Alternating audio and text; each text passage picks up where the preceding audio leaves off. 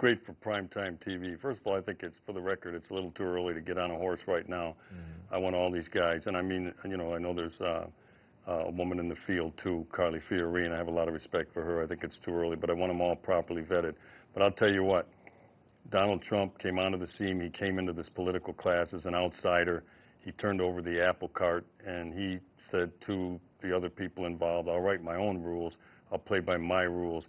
I like that kind of swagger. I like that kind of panache in what would be an otherwise boring, long campaign season. So I think the problem for the GOP establishment right now is they don't know what to do with him. And I think the best thing to do is try to keep him on their side because they're going to need him. He's better off inside the tent than outside the tent. And until they realize that he's here to stay, the voters will decide, Don, whether or not he's presidential material, whether he can be the commander-in-chief. I don't like party insiders, and I don't like newspapers telling me who's not worthy to be president. That's for me, the voter, to make a determination about. Very good answer. And speaking of newspapers, the Des Moines Register called Donald Trump a feckless blowhard. The Huffington Post says you can find their Trump coverage in their entertainment section next to Kardashian stories. And a lot of people aren't taking him seriously, especially the Republican, at least establishment. Don't you think he should be taken more seriously? I mean, look at where he is in the polls.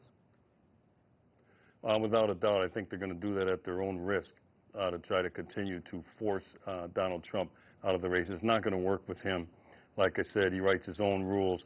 He is a brand. Trump is a brand, and the GOP has to understand that. There are some GOP insiders who would quietly, they wouldn't say this publicly, but they say, you know, the GOP could probably use a facelift. And I think that Trump brings that kind of, like I said, excitement that can attract outside voters. And in the end, we'll see how far it takes him. But I think to shun him and to push him out, that's an elitist attitude.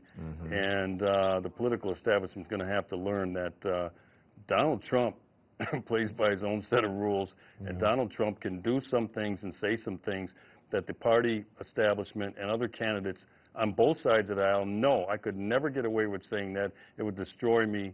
But like I said, Donald Trump is a different kind of cat. Why would it destroy people why would it destroy other people and it's not destroying Donald Trump? Is it because he's not politically correct, or is it just because he really doesn't give a darn? Well, I think it's a little of that. You know, he doesn't owe anybody anything. You know, outside of running for president, Donald Trump's going to be fine. Many of these political insiders are, you know, career politicians. This is what they do. And one of the things that the political class knows is you don't touch lightning rod type issues. You don't talk about issues, you talk around them for fear of what's happening to Donald Trump. Some of it is because of his front runner status right now as well, but he gets to play by a different set of rules, and that's rubbing a lot of people inside the Beltway and in the political class the wrong way. But I'll tell you what, as an outsider like I am, I don't belong to a political party, I'm enjoying the heck out of this. And I would, you know, Donald Trump's a fighter.